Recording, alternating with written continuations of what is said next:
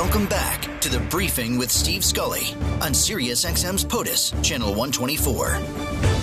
Welcome back. Joining us on the phone here in Washington is Democratic Congressman James Walkinshaw from Virginia's 11th Congressional District. Congressman, a few months into the job, thank you so much for being with us. Thanks for having me. First and foremost, and I would be remiss if I didn't mention the legacy of Jerry Connolly, who sadly passed away earlier this year suffering from cancer. For him, he was a mentor to you, a friend, and a colleague. What's his legacy? It was a terrible loss for me personally. You know, I was 11 years his chief of staff. It was a terrible loss for our entire community here in Northern Virginia. You know, he touched thousands and thousands and thousands of lives in small and big ways over the course of his career. But he had an incredible impact that continues to be felt today. He was instrumental in the completion of the Silver Line Metro Rail to Dulles and beyond. He was instrumental in the creation of the Cross-County Trail, now named the Jerry Connolly Cross-County Trail here in Fairfax. He was a local, national, and global leader. He served as president of the NATO Parliamentary Assembly, so left behind a huge legacy, and doing my best to carry on and build upon his work. And of course, he was a frequent guest here on this program and on the POTUS channel, and so we all knew him very well. Our sympathies to somebody like you and his family who called him a friend, a mentor, and a colleague. A lot of news to get to, Congressman. I want to begin with the situation over the weekend in Rhode Island at Brown University and that statement earlier by Kash Patel that the FBI had detained a person of interest. A few hours later, he was released because he was the wrong person. This is the latest incident by the FBI director putting out information that proved to be wrong. You are a member of Homeland Security Committee. What are your concerns? Well, first, I want to express my deepest condolences for the family members of those who lost their lives and those who were injured in this horrific attack. It is just terrible.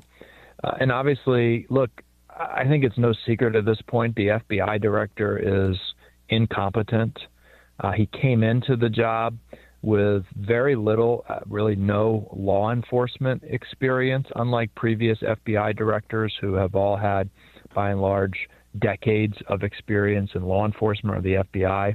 His experience coming into this is he wrote a children's book, talking about how amazing Donald Trump is. He's a Donald Trump sycophant, not a law enforcement professional. And that inexperience, I think, unfortunately has shown in the aftermath of tragedies like this, where he continues to put his foot in his mouth and disrupt ongoing investigations. He just doesn't know what he's doing. And as you know, this is the latest example during the Charlie Kirk murder.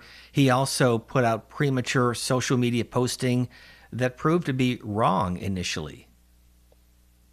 Yeah, and look, I served in local government before coming to Congress, and the most important rule in the wake of a tragedy like this, especially when there's an ongoing investigation or a search for someone who's perpetrated a crime like this, the most important rule for someone in a leadership position is do no harm with your public communications. When you make statements that turn out to be inaccurate, whether you did so intentionally or not, you damage public trust and you damage you and your agency's credibility. And unfortunately, that's what the FBI director has repeatedly done. As you know, this week is a sad and somber anniversary. What happened 13 years ago at Sandy Hook, killing kindergarten and first grade students, a horrific shooting. Many people thought that would be a turning point when it came to guns in America. Nothing has changed in the ensuing 13 years. And now you have this latest tragic example at Brown University in Rhode Island. Will anything from your standpoint move the needle? Well, look, and I'm a parent of a preschooler who's already been through one school lockdown, so I know how parents send their kids to school every day in this country with anxiety. Parents whose kids attend Brown University obviously are feeling that and have felt that, and it's unacceptable. It should be unacceptable in this country. There were 47,000 gun deaths in the United States in 2023, the last year that we have full data for, and that is just not something that we should accept. We need an assault weapons ban. We need comprehensive background checks with no loopholes. We need red flag laws, and that's something that we have implemented here in Virginia, and I was proud to work on at the local government level, red flag laws that can keep guns away or take guns out of the hands of folks who are a threat to themselves or others. But time after time after time, Republicans have blocked those common sense reforms. So we have to keep pushing and continue to try to chip away and make progress at this public health epidemic that we don't need to be dealing with. We really shouldn't have this challenge. We're the only industrialized, developed nation in the world that has this gun violence problem. And there are I won't say easy, but there are common sense solutions that we can put in place. We just haven't had the political will to do it. And yet, as you know, in Australia, among the toughest gun restrictions in the world, and the horrific shooting in Sydney over the weekend. That's right. And you might not be able to prevent every gun death or tragedy, but many, many, many of them are preventable with the right laws in place. And obviously in Australia, we saw another in a growing number of anti-Semitic attacks. This one, an anti-Semitic terror attack, we had here in Washington, D.C., 2 staffers from the Israeli embassy murdered.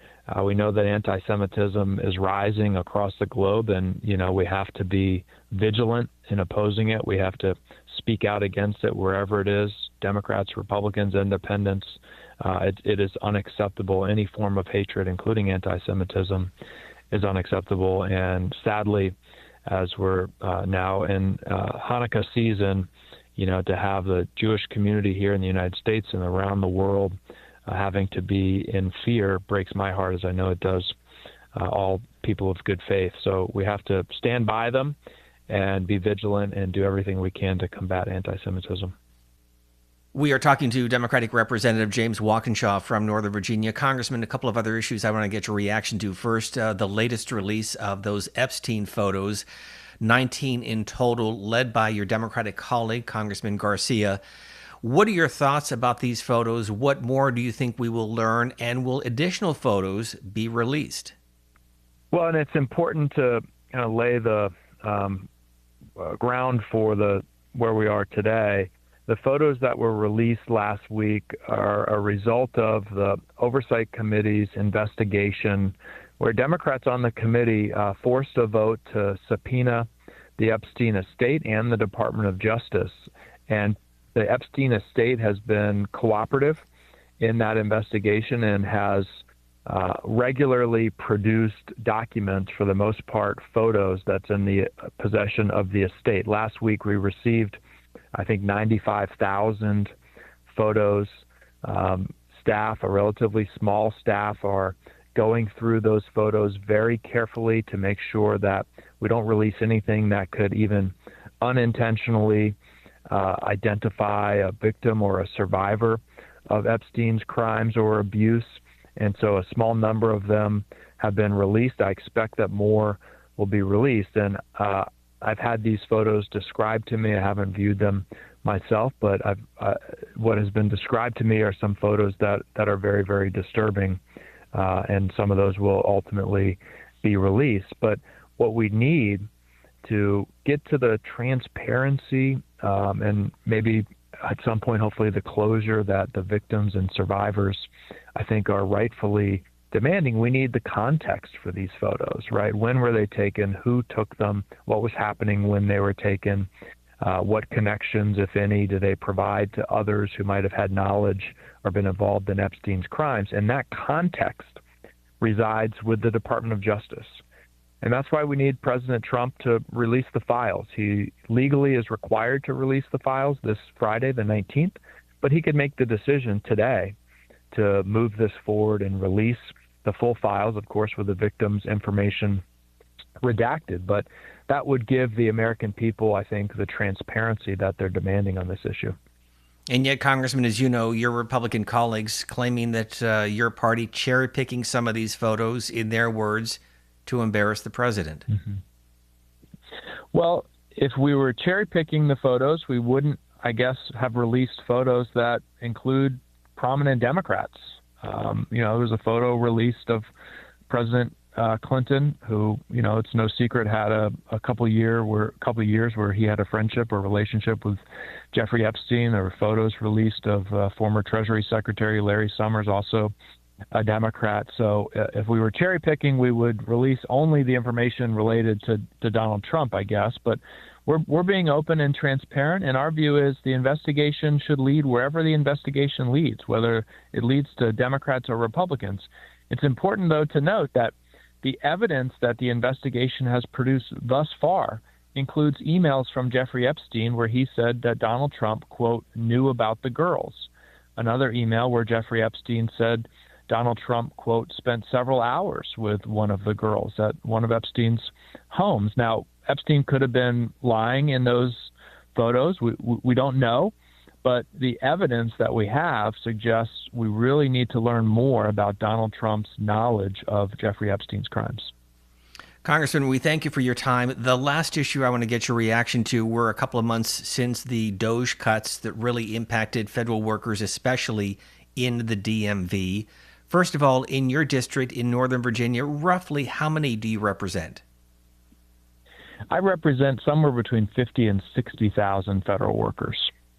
And so as you look at what happened, you were not in Congress when these cuts were put in place. From your viewpoint, what's the long-term impact this will have on the federal workforce, on the government, and on your constituency?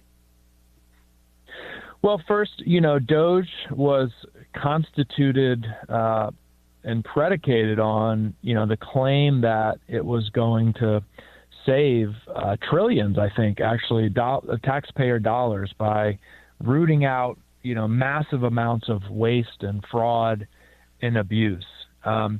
If that was the metric, and that was the metric that was set out by Elon Musk and Donald Trump at the time, they have failed miserably. They haven't saved taxpayer dollars. In fact, there was a report from the Senate that demonstrated DOJ spent $16 billion to pay federal employees not to work. Folks were sitting home not working and getting paid billions and billions of dollars. But we certainly have felt the impact of the job cuts here in Virginia. The unemployment rate in Fairfax County, the county that I represent, is at its highest level since 2021 as we are emerging from the pandemic. So we're seeing the impacts. I usually describe it to people this way. In Northern Virginia, everybody knows someone who's been fired by Donald Trump, someone who lives on your street, someone who's a parent at your kid's soccer team. It's pervasive in our community now. But it's also important for folks to know that, yes, a lot of federal workers live here in the D.C. metropolitan region, but most federal workers do not live in the D.C. metropolitan region. In fact, by some estimates, 70% of federal workers live and work outside of the D.C. area, right? These are park rangers at the national park in states across the country. These are VA nurses at clinics across the country. And DOJ has impacted those federal workers everywhere, and we're starting to see the impacts of it. So, they've been treated very, very poorly, had their service denigrated, been attacked and abused. But the long-term ramifications will be, and we're seeing this already, the American people don't get the service from the federal government that they pay for. So we've seen disaster response from FEMA slow to a crawl. We've seen VA clinics, as I mentioned, not able to provide our veterans the service that they need. Folks not being able to get a phone call answered or returned from the Social Security Administration because of the cuts there. So the negative impacts, medium and long term, will be on the American people who won't get the federal government that they pay for and they deserve. And yet, Congressman, I think you would agree that you can make some cuts to any organization, to the government, without affecting services. But the question I have is, how does this affect those who are thinking about joining the federal workforce based on what we've seen the last 8 to 10 months? I think it makes it almost impossible to recruit the highly knowledgeable, highly skilled people that we need to make the federal government work, especially as technology evolves and develops very rapidly. We need a federal government that can adapt to that and be responsive to that. And why would that person come to work for this federal government right now, given the abuse that comes from the top? And, when I talk to businesses and business leaders and CEOs of corporations, I usually ask, would you treat your workforce this way? If you were the CEO of, I'll just name a company, Tesla, would you go all over the media saying you have the laziest, stupidest, most good for nothing workforce on the planet?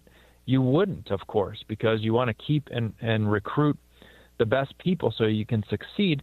Federal government's no different. We need leadership of the federal government in the White House who respects the workforce, certainly holds everyone accountable, but respects them and calls them to accomplish the very critical missions that we need our federal agencies to accomplish. So that's going to be very hard to recruit those folks. My hope is long-term in the post-Trump era, we can codify additional protections for the nonpartisan civil service so that people will know that even if a new administration comes in, that administration won't be able to, with no oversight or no consideration from Congress, be able to dismantle entirely a federal agency so they can have some certainty.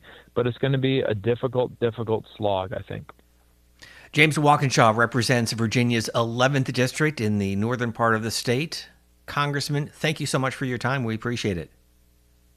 Thanks for having me.